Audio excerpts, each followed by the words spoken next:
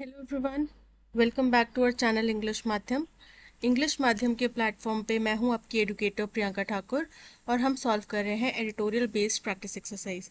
Start करते हैं आज का session with thought of the day, that is our greatest glory is not in never failing but in rising every time we fall. यानी कि हमारी सबसे बड़ी सफलता इस चीज़ में नहीं कि हम कभी विफल नहीं हुए, हम कभी गिरे नहीं, हम कभी लड़खड़ाए नहीं, पर सबसे बड़ी सफलता हमारी इस बात में है, हमारी सबसे बड़ी अच्छी खूबी जो है वो इस बात में है कि हम गिरने के बाद भी फिर खड़े हुए, फिर हमने प्रयास किया, अपनी पुरानी गलती से सीखा और फिर हम आगे बढ़े और फिर हम सफल हुए। ठीक है, तो जो बच्चे भी इससे पहले नोटिफिकेशन आ चुका है, ठीक है, इससे पहले कभी आपने एग्ज़ाम दिया है, विफल रहे हैं, तो अपनी पुरानी मिस्टेक्स से सीखते हुए आगे बढ़ने का प्रयास कीजिए। जो गलती हो गई होगी उसको देख के डरिए मत, क्योंकि जहां आपके मन में डर रहेगा ना 1% भी हावी, वहां मतलब आप लड़खड़ाने के चांसेस आपके ज़्यादा हैं। तो डरिए मत, हर दिन बस अपनी मेहनत के ऊपर ध्यान दीजिए, अपनी प्रिपरेशन के ऊपर ध्यान दीजिए, मॉक टेस्ट दीजिए, जितने हो सके पॉसिबल उतने मॉक टेस्ट दीजिए। ठीक है, मॉक टेस्ट अगर आप परचेज करना चाहते हैं तो हमारी साइट से परचेज कर सकते हैं, या टेलीग्राम नीचे कॉन्टैक्ट डिटेल्स दी हैं वहाँ से आप चेक कर सकते हैं। ठीक है, इसके अलावा जितना आप प्रयास करेंगे, जितना आप प्रैक्टिस करेंगे, उतना ही आप परफेक्शन की तरफ जाएंगे। ठीक है, तो चलिए स्टार्ट करते हैं reading comprehension and practice exercise for SSC CGL 2024। India's persistent water crisis and increased vulnerability of climate change could dent its sovereign credit strength. अब देखो, इस वक्त पे हम सबको पता है कि हिंदुस्तान में बारिश बहुत ज़्यादा डिले हुई है, राइट? पता है, इस बात का सबको अंदाज़ा है। अब इतनी डिले बारिश होने के बाद वाटर टेबल जगह जगह पे नीचे जा चुका है।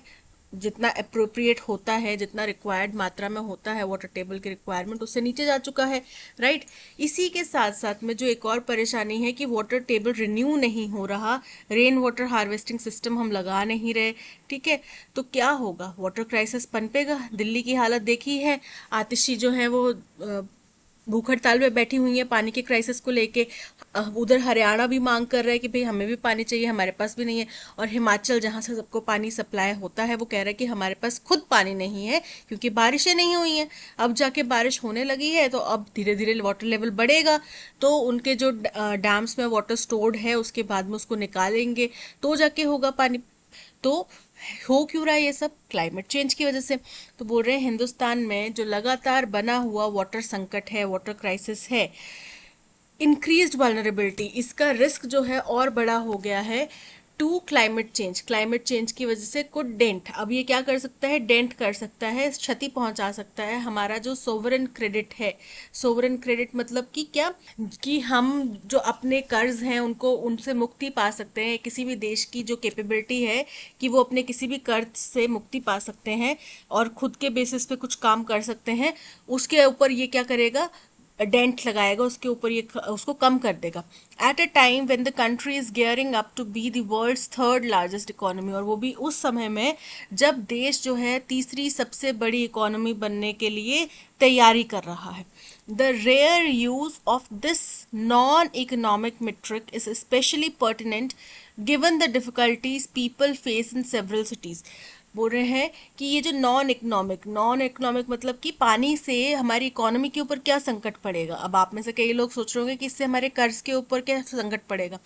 तो पानी, वही ये चीज़ बोल रहे हैं कि हालांकि ये तो नॉन इकोनॉमिक मीट्रिक है, नॉन इकोनॉमिक मापदंड है, लेकिन क्या है, अगर हम इसको, ये भी बहुत ही महत्वपूर्ण होता है, रेलेवेंट होता है अगर हम उस समय में लोगों द्वारा फेस की गई परेशानियों को देखें तो।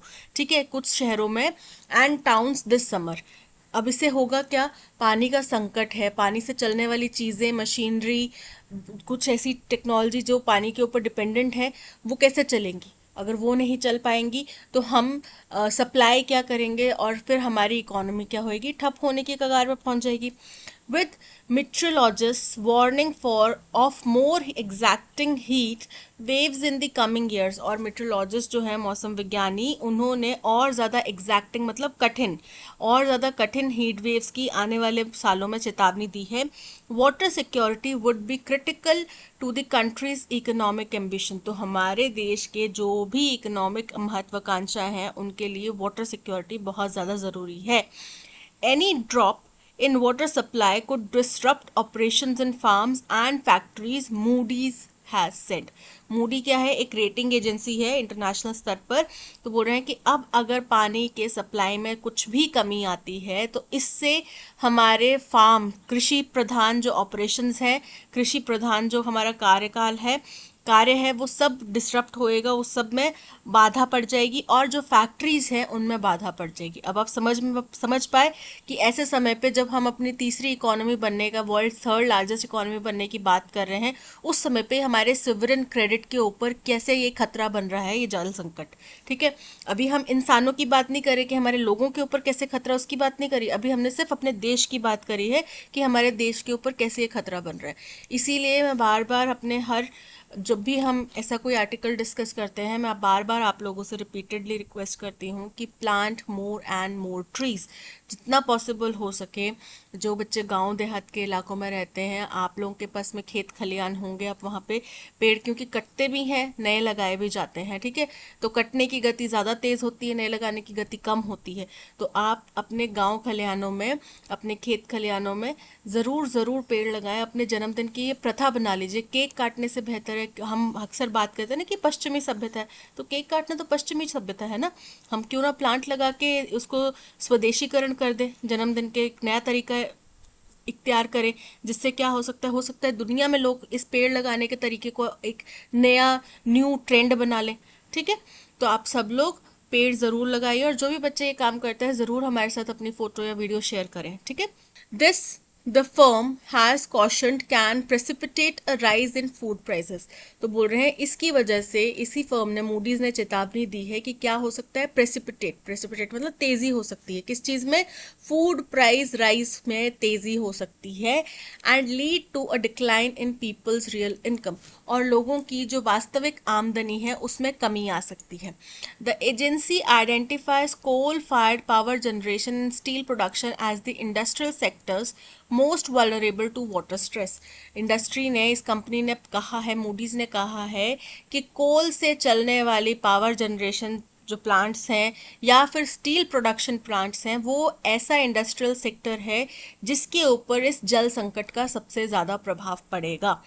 According to government estimates, per capita water availability in the country is likely to fall from an already low 1486 cubic meters।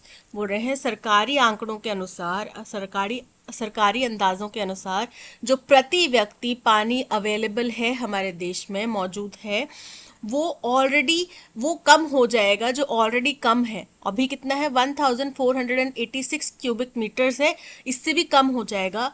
Much below the ministry of water resources benchmark of 1700 cubic metres. और ministry of water resource क्या कहती है कि प्रति व्यक्ति जो पानी होना चाहिए वो होना चाहिए 1700 क्यूबिक मीटर, लेकिन अभी कितना है, 1486 क्यूबिक मीटर है। अब इससे भी कम हो जाएगा, मतलब कितना कम पानी हमें मिलेगा, to less than 1400 cubic metres by 2030। कितना हो जाएगा 2030 तक 1400 क्यूबिक मीटर। अब कई लोग सोच रहे होंगे कि बस 86 नंबर्स का ही तो, 86 का ही तो फर्क पड़ रहा है आंकड़े में, लेकिन ये बहुत बड़ा गैप है, बहुत ही बड़ा। क्यूबिक मीटर्स कितना बड़ा घनत्व होता है, डेंसिटी कितनी बड़ी मात्रा है, ठीक है, उसकी मेजरिंग यूनिट है। तो 86 में भी कमी आना मतलब बहुत बड़ी बात है। इंडियाज हिस्टोरिकल इंक्लिनेशन, अभी 1700 चाहिए, 1700 से 1486 है, तभी इतना जल संकट बन गया है। तो जब 1400 होगा तब कितना ज़्यादा जल संकट होगा। India's historical inclination to address water-related deficits by focusing on supply-side parameters has led to uneconomical use of this resource। अब इसकी चर्चा हमने पहले भी करी थी कि होता क्या है कि हिंदुस्तान में अभी तक इतिहास रहा है कि जब भी जल संकट आया है, कोई भी पानी की रिक्वायरमेंट, उससे रिलेटेड कोई भी कमी है पेश की गई है, तो हम सप्लाई साइड पैरामीटर्स के ऊपर ज़्यादा ध्यान देते हैं, बल्कि डिमांड साइड पैरामीटर्स के ऊपर नहीं। क्या करेंगे भाई, ज़्यादा पानी छोड़ दो, हाँ जी हिमाचल प्रदेश हरियाणा को इतना पानी छोड़ो, हाँ जी हिमाचल प्रदेश आप दिल्ली को इतना पानी छोड़ो, हरियाणा आपने बीच में रोकना नहीं है, पंजाब आप इतना पानी छोड़ो, ये हम कर देते हैं, लेकिन हमने पंजाब को नहीं बोला कि आप पानी वेस्ट नहीं करोगे।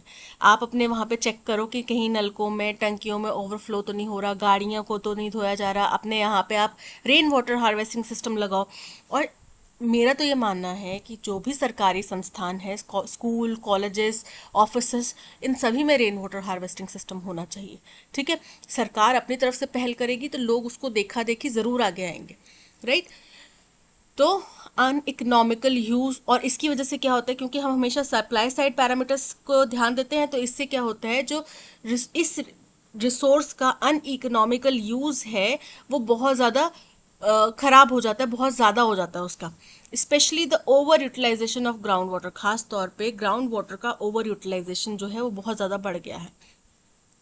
Water pricing mechanisms do not adequately account for the perilous state of the country's aquifers।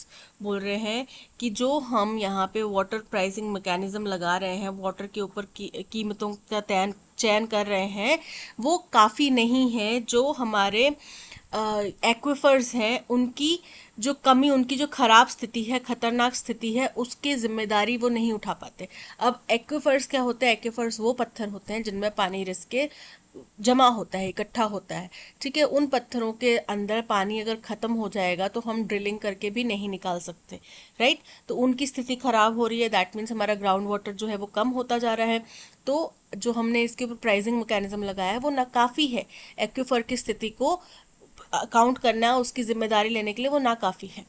In 2019, the Water Resources Ministry launched the Jal Shakti Abhiyan for rainwater harvesting and water conservation।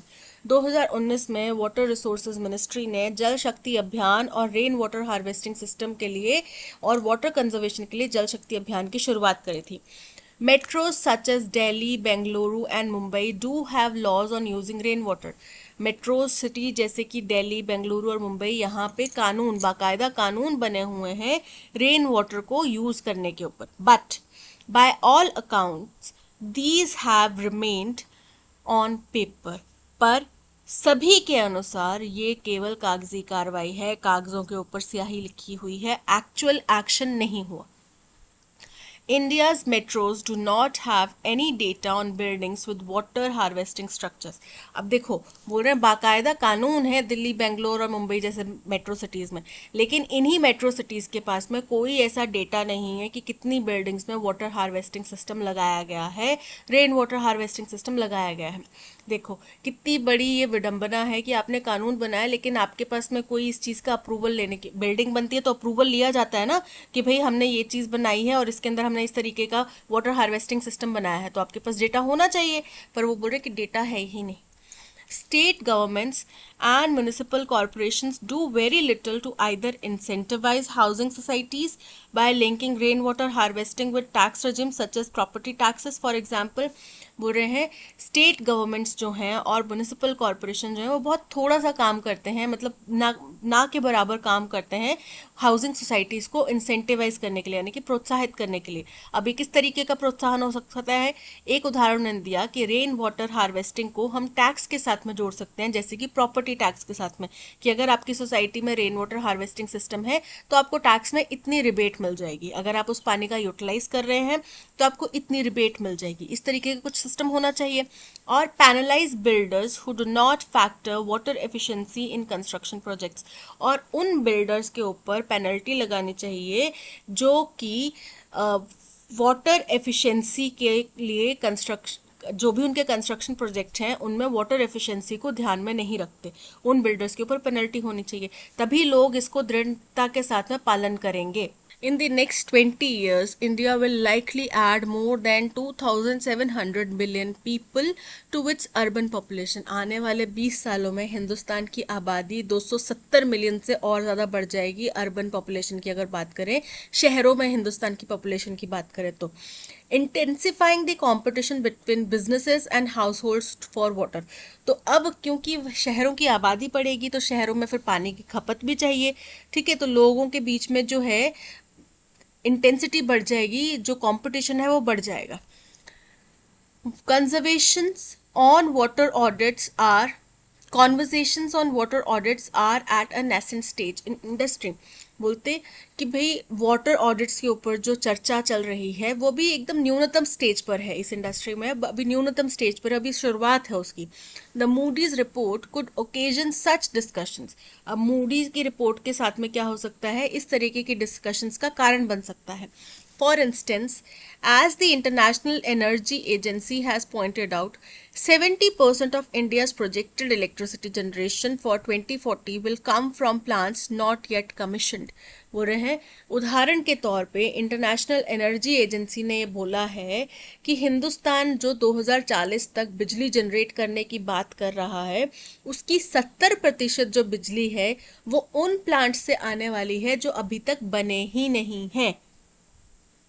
Technologies, dry cooling and non-fresh water cooling, for instance, to reduce pressure on water resources are available today.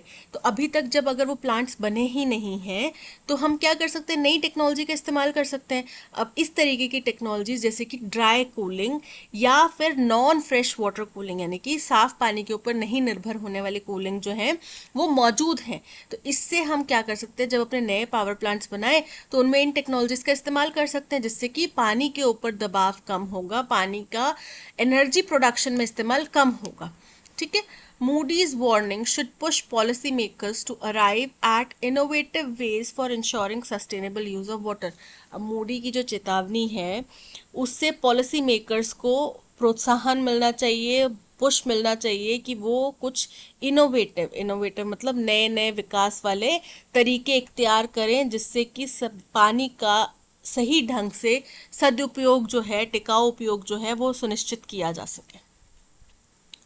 तो ये था passage. Moody ने बताया है कि भाई हिंदुस्तान का जल संकट गहरा रहा है, जो हम लोगों को ऑलरेडी पता है कि हिंदुस्तान का जल संकट गहरा रहा है, बट अब एक बाहर की कंपनी ने आके भी उसके ऊपर ठप्पा लगा दिया है कि वाकई में आप लोग सचेत हो जाइए, आपका जल संकट गहरा रहा है और अब आपको ज़रूरत है कि भाई आप लोग इसके ऊपर सावधानी बरतिए। फिर उन्होंने बताया कि किस तरीके के कुछ कानून हमारे पास मौजूद हैं पर उनके ऊपर काम नहीं होता, तो काम नहीं होगा तो फिर कैसे उसको आगे हम बढ़ा पाएंगे। ठीक है, तो ये था पैसेज। अब चलते हैं क्वेश्चन नंबर 1 की तरफ। फर्स्ट क्वेश्चन है, what is the tone of the passage. अब कैसी लग रही है आप लोगों को टोन, इसमें कुछ अच्छी बात खबर निकल कर आ रही है, हमारे ऊपर पानी का संकट मंडरा रहा है जो कि और गहराने वाला है, तो इसमें कुछ पॉजिटिविटी है, ऑप्टिमिस्टिक नहीं है ना। क्या आप इस विषय को नज़रअंदाज कर सकते हैं, इससे आप अनकंसर्न्ड रह सकते हैं? नहीं, आप नहीं रह सकते। क्या राइटर इससे अनकंसर्न्ड है? नहीं, सो ये भी इनकरेक्ट है। ह्यूमरस, क्या राइटर इस विषय में कुछ मजाक उड़ाते दिखे कहीं पे भी, किसी भी एक लाइन में भी? नहीं, वो पूरे पैसेज में काफ़ी चिंताजनक दिखे, वो चिंता उठाते हुए दिखे कि भाई हिंदुस्तान का संकट गहराएगा, आने वाले 20 सालों में और इतनी आबादी जो है शहरों की तरफ पलायन करेगी या बढ़ेगी, तब हम कैसे इसको निपटेंगे। तो सरकार को अभी खासा ज़रूरत है कि वो इसके ऊपर कदम उठाए। So option A is correct, concerned. What is the primary concern highlighted by Moody's in their report regarding India's water stress? बोल रहे हैं कि प्राइमरी कंसर्न, मुख्य कंसर्न क्या है जो मूडी की रिपोर्ट जो आई है वाटर स्ट्रेस के ऊपर, उसके बारे में क्या बताता है। तो उन्होंने बताया कि भाई इंडस्ट्रियल सेक्टर के ऊपर इसका प्रभाव पड़ेगा, जिससे कि हिंदुस्तान की इकोनॉमिक ग्रोथ के ऊपर भी प्रभाव पड़ेगा। ठीक है। The potential increase in electricity generation cost due to water shortages. Incorrect है, अभी हमने इलेक्ट्रिसिटी की पावर जनरेशन की कॉस्ट के ऊपर तो बात ही नहीं करी है ना। The impact of water stress on industrial sectors and it's potential effect on countries economic growth. और कौन से दो सेक्टर्स मुख्य बताए उनने मुख्य बताया, एक स्टील इंडस्ट्री और कोल जनरेटेड इंडस्ट्री, इनके ऊपर सबसे ज़्यादा प्रभाव पड़ेगा, जिसकी वजह से हमारी इकोनॉमी, कोई भी इंडस्ट्री देश में किसी भी सेक्टर के ऊपर, किसी भी इंडस्ट्री के ऊपर फ़र्क पड़ता है तो हमारे देश की इकोनॉमी के ऊपर फ़र्क पड़ता है, एग्रीकल्चर के ऊपर फ़र्क पड़ेगा। ठीक है, so option B is correct. According to the passage, what has been the traditional approach of India towards handling its water related issue? तो जब भी हमारे कोई भी जल संकट आता है तो हम सप्लाई साइड से उसको ठीक करने की कोशिश कर देते हैं कि अच्छा हिमाचल से पानी ले लो, यहाँ से पानी ले लो, यहाँ से पानी ले लो, ठीक है, वो करने की कोशिश करते हैं। लेकिन हम डिमांड साइड पे नहीं देख रहे कि लोग पानी त्राहिमाम त्राहिमाम तो कर रहे हैं पानी के लिए, पर क्या वो वेस्ट भी कर रहे हैं? जिन घरों में आ रहा है क्या वो वेस्ट कर रहे हैं पानी, या उसको प्रॉपर यूटिलाइज कर रहे हैं, या ओवर यूज कर रहे हैं, क्या कर रहे हैं, या एक्सप्लॉइट कर रहे हैं, किस लेवल तक का इसका दोहन हो रहा है, वो तो देखते नहीं।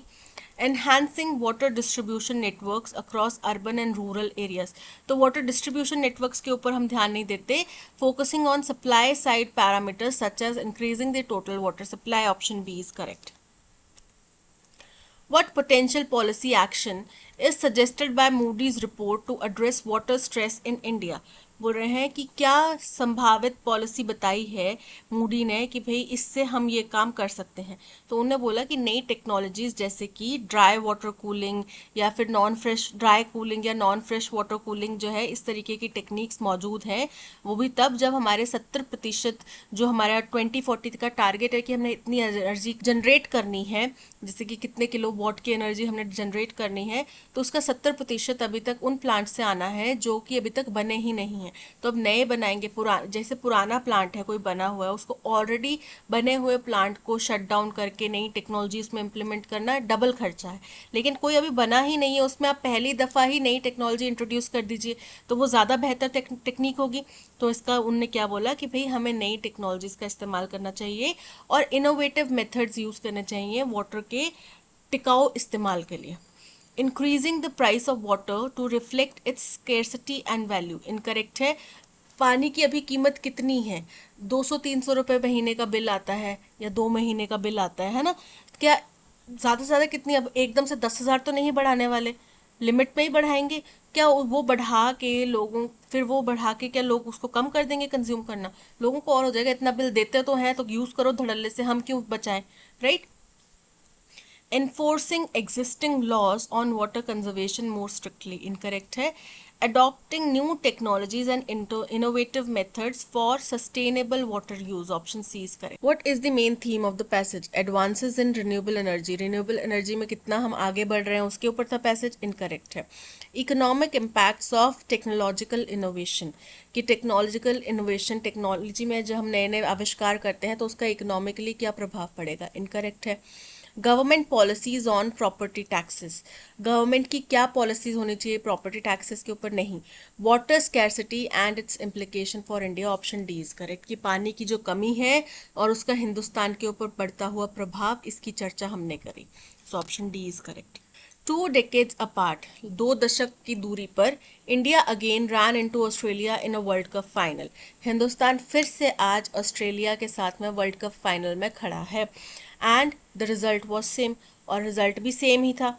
In the 2003 edition's climax at Johannesburg, Ricky Ponting's men were in dash opposition. बोल रहे हैं जब 2003 का एडिशन हुआ तो अंतिम क्षण में जो जोहान्सबर्ग में अंतिम मैच हुआ, रिकी पॉन्टिंग उस टाइम पे टीम के कप्तान थे ऑस्ट्रेलिया के। तो रिकी पॉन्टिंग की जो टीम थी, उनके जो मेन थे, मेन मतलब उनकी टीम थे, टीम के सदस्य थे, वो क्या थे, वर एंड डैश ऑपोजिशन। किस तरीके के ऑपोजिशन थे, उनकी विशेषता बताई जाएगी।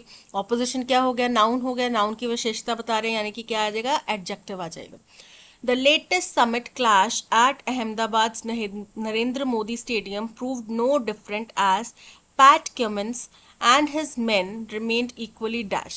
लेकिन जो लेटेस्ट समिट में, इस समिट का यानी कि वर्ल्ड कप फाइनल का जो क्लैश हुआ अहमदाबाद के नरेंद्र मोदी स्टेडियम में, वो भी कुछ अलग नहीं था, क्योंकि पैट कमिंस और उसकी टीम जो थी, उनकी टीम जो थी, क्योंकि इस वक्त के कप्तान कौन थे, पैट क्यूमिंस थे, उनकी टीम जो थी वो इक्वली चैलेंजिंग हो सकता है, ठीक है, वो भी इक्वली चैलेंजिंग रहे। In both championships the force seem to be with India until the final hurdle, दोनों ही मैचेस में जो ताकत थी वो अंतिम चरण तक हिंदुस्तान के पक्ष में थी, हिंदुस्तान जो है फेवरेट टीम थी। Sourav Ganguly then and Rohit Sharma now, उस समय 2003 की बात करें तो सौरव गांगुली टीम के कैप्टन थे, और इस समय बात करें तो रोहित शर्मा टीम के कैप्टन है। Are the dash captain, are the निराश कैप्टन हो सकता है, लूजिंग कैप्टन हो सकता है, ठीक है, उनकी बता रहे हैं विशेषता।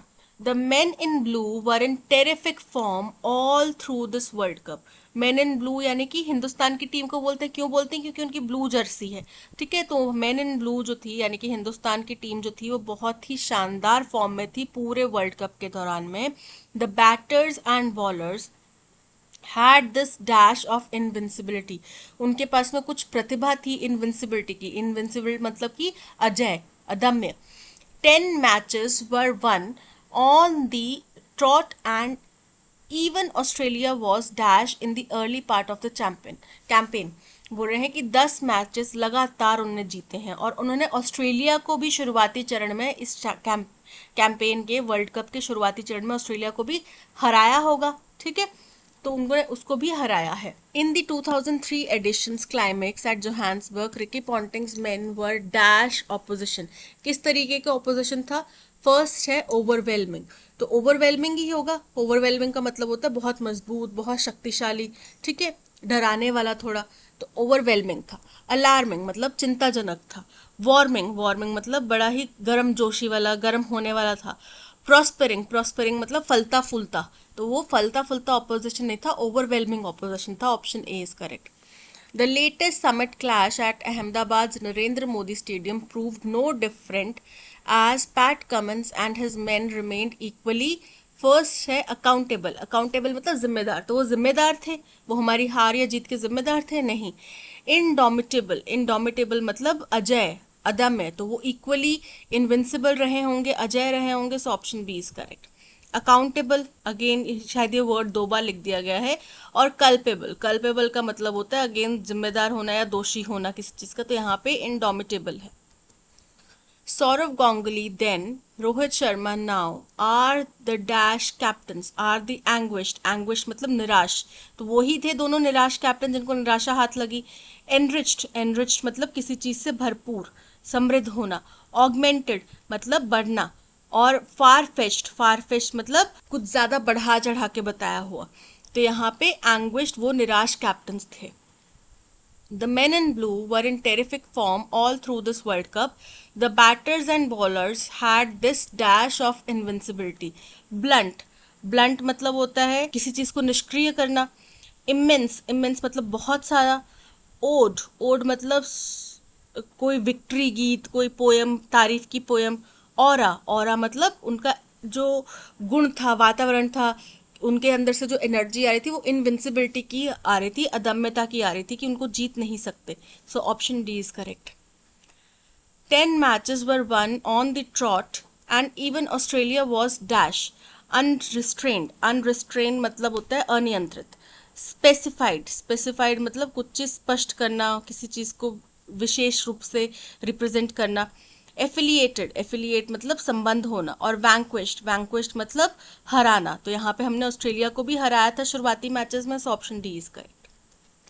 Abraham narrated Reshma his last escapade in a dramatic way. अब यहाँ पे अंडरलाइन वर्ड मतलब सिनोनिम बताना है, तो सबसे पहले तो आपको एस्केपेड का मतलब पता होना चाहिए। एस्केपेड का मतलब होता है एडवेंचर। अब्राहम ने अपने पिछले एडवेंचर लास्ट टाइम वो गया था किसी एडवेंचर पे, उसकी बात ना बड़े ड्रामेटिक वे से नरेट करी।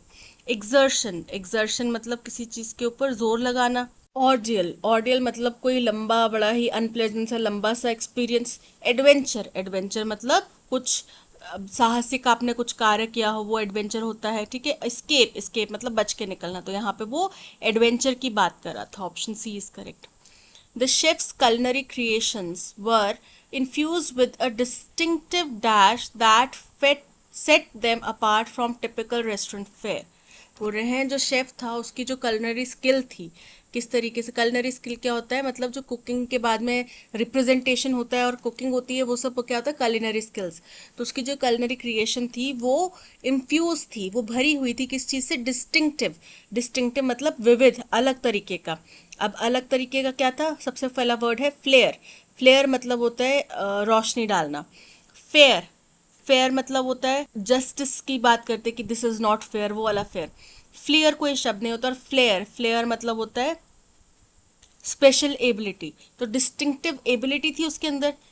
Distinctive flair set them apart from typical restaurant fare, तो वो क्या करता था, जो आमतौर पे रेस्टोरेंट में जिस तरीके का चीजें मिलती थी, खाना मिलता था, उससे उसको बिल्कुल अलग कर देता था उसका खाना। सो ऑप्शन डी इज करेक्ट, उसमें कुछ ऐसी क्वालिटी थी, option D is correct. The company was sued for breach of contract, but it still deny any wrongdoing. बोल रहे हैं कंपनी के ऊपर केस हुआ है किस चीज का, ब्रीच ऑफ कॉन्ट्रैक्ट का, उनने कॉन्ट्रैक्ट अपना तोड़ा है, उस चीज का उनके ऊपर केस हुआ है, लेकिन अभी भी वो अपने गलत कार्य को, दुष्कृत्य को डिनाई कर रहे हैं। अब कंपनी क्या है, सिंगुलर सब्जेक्ट है, जब सब्जेक्ट सिंगुलर होएगा तो वो भी क्या होगा, सिंगुलर होएगा, डिनाई की बजाय क्या आ जाएगा, डिनाइज। ठीक है, डिनाइज, तो still he, but it still denies, option D is correct. After procrastinating for weeks, I finally had to bite the bullet and ask my boss for a raise. बोल रहे हैं हफ्तों तक, कई हफ्तों तक प्रोक्रेस्टिनेट करना, यानी कि टालने के बाद में अंततः मुझे कड़वा घूंट पी के, यानी कि दर्द सहन करके, कुछ करेज जुटा के अपने बॉस से रेज की यानी कि सैलरी हाइक की बात करनी पड़ी। To give up easily, to bite the bullet का मतलब टू गिव अप इजीली नहीं होता। टू एंड्योर अ पेनफुल और difficult situation with courage and determination, option B is correct. He was convicted of assaulting a police officer, उसको आरोपी मतलब उसको दोष सिद्ध हुआ था किसी पुलिस ऑफिसर के ऊपर असॉल्ट करने का, but he got off with a dash sentence, लेकिन उसको हल्का फुल्का, लाइट, बड़ा ही नॉर्मल सा सेंटेंस देके, सजा देके छोड़ दिया गया, कि ऐसे लिखने के लिए बोल दिया होगा। तो light, any device serving as a source of illumination, कि भाई लाइट मतलब कोई ऐसा डिवाइस जिससे रोशनी आ रही है, तो वो वाला लाइट तो नहीं आता यहाँ पे, इनकरेक्ट है। नॉट सीरियस और प्रोफाउंड, तो हल्का फुल्का यानी कि नॉट सीरियस और profound, so option B is correct. The energy from the sun, सूरज से आने वाली जो रोशनी है, लाइट है, लाइटली विथ फ्यू बर्डन्स, हल्का सा जिसके ऊपर ज्यादा भार ना हो। ठीक है, तो यहाँ पे लाइट यानी कि नॉट सो सीरियस सेंटेंस उसको दिया गया, option B is correct. She is liked by everybody as she is so good, अब यहाँ पे पॉजिटिव डिग्री ऑफ कंपैरिजन का हमने इस्तेमाल करना है, तो वो इतनी अच्छी है इसलिए वो सब लोग उसको पसंद करते हैं, right. She is liked by everybody as she is so good, she is so good that everybody likes her, she is good because everybody like, वो अच्छी इसलिए क्योंकि सब लोग उसको पसंद करते हैं। She is liked by everybody for being good, वो अच्छी होने की वजह से सबके द्वारा पसंद की जाती है। Everybody like her as she is good, she is so good that everybody likes her, option D is correct. Copious, copious का मतलब होता है प्रचुर मात्रा में, अबंडेंस में। अब इसका एंटोनिम क्या होएगा, कम मात्रा में, ठीक है, कम कोई चीज, थोड़ी सी। गैलर, गैलर मतलब बहुत आयत। इनफ मतलब बहुत आयत, काफी है। अनस्पैरिंग, अनस्पैरिंग मतलब कठोर। और मीगर मतलब छोटा, तुच्छ, कम, option D is correct. The book was written by the author over a period of 2 years, ये किताब ऑथर द्वारा 2 सालों के समय में लिखी गई थी, 2 सालों का समय लगा इस बुक को लिखने के लिए। ठीक है, तो अब by the author, the author, by के बाद में जो आता है वो क्या होता है, सब्जेक्ट। द ऑथर हमारा सब्जेक्ट है, क्या किया है, राइट करा है, बुक लिखी है। वॉज रिटन, पास्ट की घटना है, वॉज रिटन। ठीक है, ये क्या हो गया हमारा वर्ब। और क्या लिखा है, द बुक, ये क्या हो गया हमारा ऑब्जेक्ट। और कब लिखा है, over a period of 2 years। The author, अब क्या आ जाएगा, राइट, राइट का क्या बन जाएगा, पास्ट की घटना है, रोट, क्या लिखा है, the book. The author wrote the book over a period of 2 years, the author wrote the book over a period of 2 years, option A is correct. Don't you think the dog would need a kennel to stay, kennel क्या होता है, कुत्ते बिल्ली का घर जो होता है उसको बोलते हैं केनल। अब यहाँ पे हमें केनल का मीनिंग बताना है। अ टाइप ऑफ टॉय, एक खेलने की कोई चीज, no. A type of seed, किसी तरीके का बीज। अब उसको स्टे यानी कि रुकने के लिए, ठहरने के लिए, रहने के लिए चाहिए ना, तो स्टे करने के लिए चाहिए, मतलब हाउस होगा, a house for a dog और a cat, option C is correct. Shraddha was never in such a situation before, Shraddha इससे पहले इस तरीके की स्थिति में कभी नहीं। Her excitement was understandable for her peers, तो उसके जो सहयोगी थे उनके लिए, उनको उसका एक्साइटमेंट समझ में आ रहा था, क्योंकि उससे पहले कभी वो ऐसी स्थिति में नहीं थी, इसलिए वो इतने एक्साइटेड थे। ठीक है, अब एप्रीहेंशन का हमें एंटोनिम बताना है। एप्रीहेंशन का मतलब होता है चिंता, ठीक है, एंजाइटी, स्ट्रेस। अब इसका विपरीत क्या हो जाएगा, एक्साइटमेंट, खुशी की तरह एक्साइटमेंट होती है, अगर चिंता की बात हो तो क्या होता है, स्ट्रेस होता है। बिफोर, पहले, excitement, option B is correct. Peers मतलब सहयोगी, और सिचुएशन मतलब स्थिति। The test was passed by only a few students, by के बाद में जो होगा वो क्या होगा हमारा ऑब्जेक्ट, सब्जेक्ट। और उससे पहले क्या होगा, ऑब्जेक्ट, और पास्ट, वॉज पास्ट क्या है हमारा, वर्ब है, वो पास्ट हमारा वर्ब है और वॉज हेल्पिंग वर्ब है। तो द टेस्ट क्या है, object, only a few students क्या है हमारा, सब्जेक्ट, सब्जेक्ट पहले, only a few students passed the test, only a few students pass the test, option A is correct. Through the streets of London on a single day in June 1923, London की सड़कों के दौरान, उनके जरिए एक दिन में, जून 1923 के एक दिन में। The novel is a pattern is as patterned as a post impressionist painting। बोल रहे ये नॉवल उसी पैटर्न की थी जिसकी पोस्ट इम्प्रेशनिस्ट पेंटिंग होती हैं। पोस्ट इम्प्रेशनिस्ट मतलब फ्रेंच आर्ट का मूवमेंट का जो दौर था उसकी बात हो रही है, जो कि 1886 से लेके 1905 तक का दौर था, उसको बोलते हैं पोस्ट इम्प्रेशनिस्ट का दौर, ठीक है, इम्प्रेशनिज्म का दौर। तो ये जो नॉवल है ये उसी तर्ज पर लिखी गई है। Can trace Clarissa's and Septimus movement, कि लोग ट्रेस कर सकते हैं, ट्रेस कर सकते हैं मतलब बता सकते हैं, देख सकते हैं क्लैरिसा और सेप्टिमस के मूवमेंट्स, उनके कदम, उनके कदमों के निशान, but is also so accurately representational that the reader, लेकिन ये साथ ही साथ इतने सही तरीके से बताई गई है, रिप्रेजेंट की गई है, इतने एक्यूरेटली रिप्रेजेंट की गई है कि जो रीडर है वो क्या कर सकता है, वो ट्रेस कर सकता है। The reader can trace Clarissa and Septimus movements through the streets of London, ठीक है। तो हमें पता चल गया कि डी के बाद में आएगा सी और सी के बाद में आएगा ए, और द नॉवल इज यानी कि बी हमारा फर्स्ट स्टेटमेंट है। तो B D C A, B D C A, option C is correct. Incorrectly spelled word बताना है, मिस्चिवस, मिस्चिवस मतलब शैतानी, कोइंसिडेंस, कोइंसिडेंस मतलब एक समय पे कोई चीज हो गई, ठीक है, आप भी गए, आपका फ्रेंड भी उसी जगह पर आ गया, तो वो क्या हो गया, कोइंसिडेंस हो गया। होमोजेनस, एक ही तरह के लोगों का समूह या ग्रुप, ठीक है। प्रोनाउंसिएशन, अब देखो ये क्या होता है, नाउन, ये क्या है, नाउन। अब यहाँ पे लिखा है तो क्या ये प्रोनाउंसिएशन होता है या प्रोनाउंसिएशन होता है, शब्द होता है प्रोनाउंसिएशन। क्या होता है शब्द, प्रोनाउंसिएशन, जिसके स्पेलिंग क्या होते हैं, PRNUNCIATION, प्रोनाउंसिएशन, ये होते हैं इसके स्पेलिंग। तो एरर किस में हो गया, ऑप्शन डी में।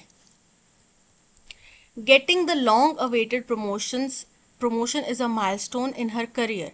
अब यहाँ पे जो माइलस्टोन शब्द है इसका मीनिंग बताना है, अचीवमेंट, ठीक है, कोई महत्वपूर्ण इवेंट, कोई अचीवमेंट की बोल रहे हैं कि लंबे समय से प्रमोशन पाना उसके करियर का एक माइलस्टोन रहा, एक अचीवमेंट रही, एक इम्पॉर्टेंट क्षण रहा।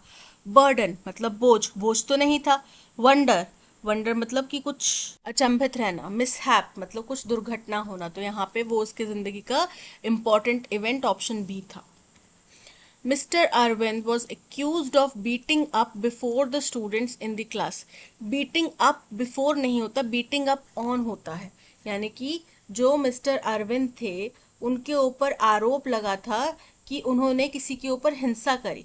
तो beating up on two students in the class, यानी कि उन्होंने स्टूडेंट्स के ऊपर हिंसा करी क्लास में। Beating up, beating of up of the, तो ये तो इनकरेक्ट है। Accuse of beating up of the, incorrect है। Accuse of beating up on the, option C is correct. That's all, आज के सेशन में इतना ही। Thank you so much for watching. अगर कंटेंट पसंद आया हो तो लाइक, शेयर और सब्सक्राइब जरूर कीजिएगा। मिलते हैं नेक्स्ट सेशन में। Till then keep learning and keep practising. Bye bye.